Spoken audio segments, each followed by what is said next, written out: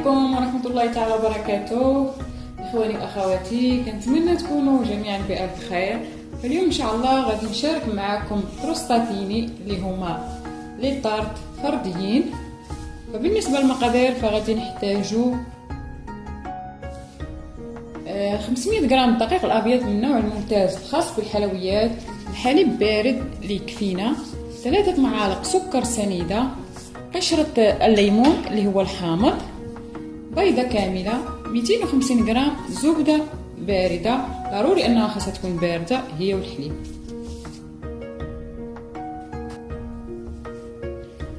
فبالنسبة للطريقة غادي نضيف الزبدة، غادي نخدمها مزيان برؤوس اصابع حتى يصبح ليا شكل مرمل.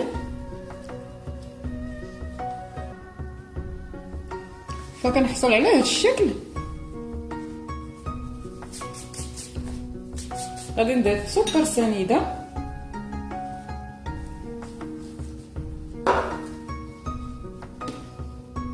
قشرة الليمون، حامض، وبيضة كاملة. من بعد غادي نضيف الحليب اللي غادي يكفينا،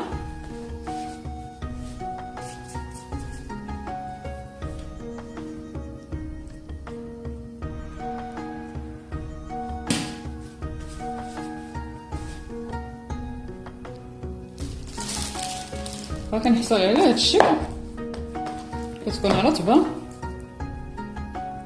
فغادي ندخلها للثلاجه مده 30 دقيقه، نديروها في البلاستيك الغذائي. نطلقوا من بعد نشوفوا الطريقه. خرجت العجين من الثلاجه، غادي ندير الدقيق، غادي ندلكو بالمدلك حتى نحصل على الحجم اللي بغيت.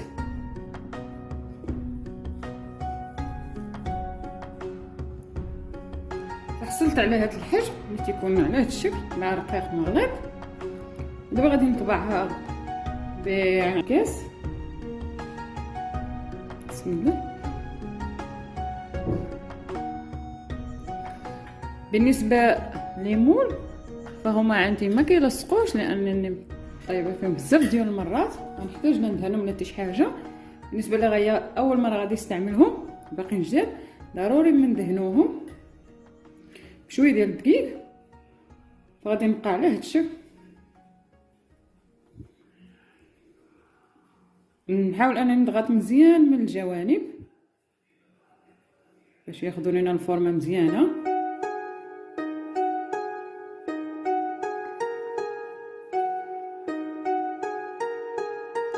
غادي نبقى على هذا الشكل حتى نكمل جميع ليمون اللي عندي.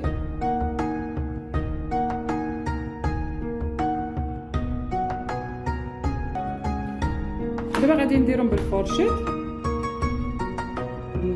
بالفورشيطه. بالنسبه للفرن 180 درجه مده 20 دقيقه.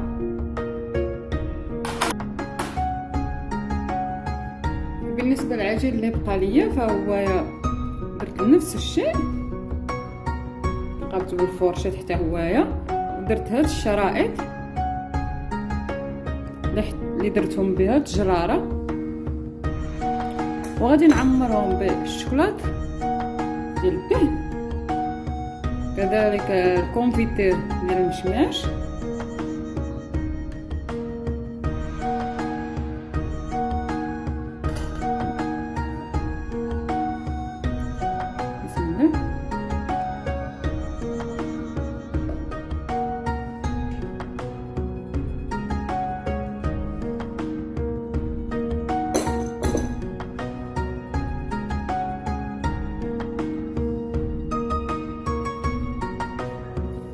فدابا غادي ندير الشرائط.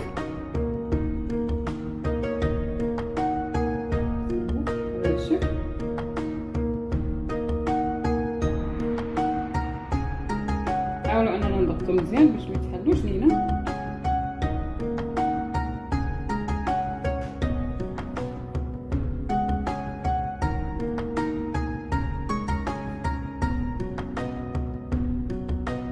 غنبقى على هاد الشكل حتى غنكمل.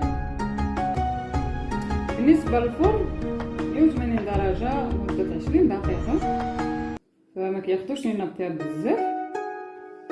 نتلاقاو من بعد ونشوفوا الشكل ديالهم.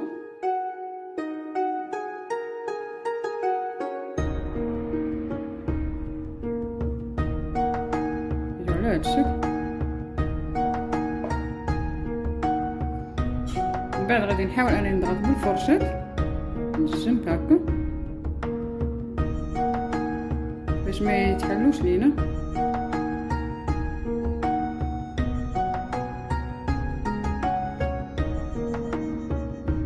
هذا هو الشكل النهائي ديال كروستاتيني فرديين. يجيو على هاد الشكل. هادو اللي عمرتهم حتى هما بالكونفيتير وبالشكلاط، حتى هما كيجيو رائعين وكيجيو رطبين. فدابا غادي ندوزو للطريقه باش غادي نعمر الكروستاتينه.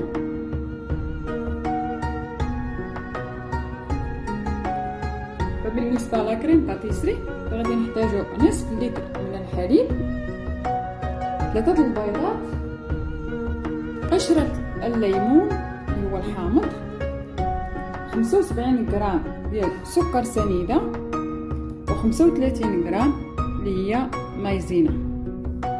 فبالنسبة للطريقة غادي ندير الحليب فوق البوطة يسخن ليا، غير يسخن ونحيدوه. فبالنسبه هنا غادي نديرو البيض، بسم الله، زينه،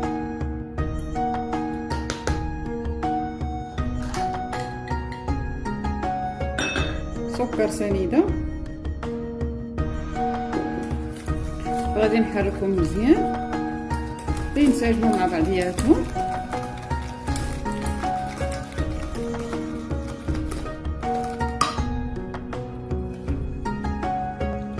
فبعد ما الحليب دفى لينا غادي نحيد قشرة الحامض. فانا سبق لي حضرت معكم هاد لاكريم باتيسري في وصفه اخرى هي عندي في القناه، ودابا غادي نضيفو وحده وحده على البيض اللي مايزينا والسكر سنيده. من بعد غادي نديرو على النار مرة أخرى باش نحصلو على كريمة.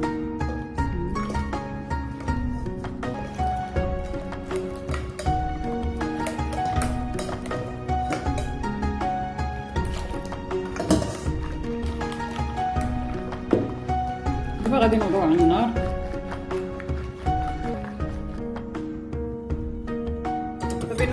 بالنسبة للنار فكتكون النار مهيلة، كنبقاو مع التحراك، منحيدوش يدينا نهائيا من التحراك حتى كنوصلو على كريم باتيسري.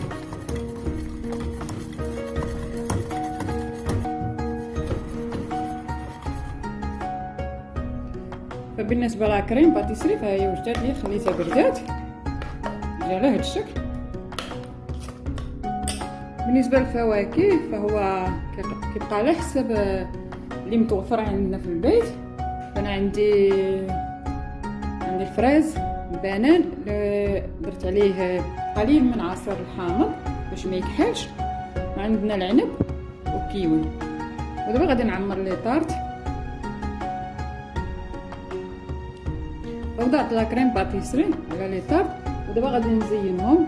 التزيين كيبقى على حساب كل واحد وكيفاش كيعجبو يدير التزيين.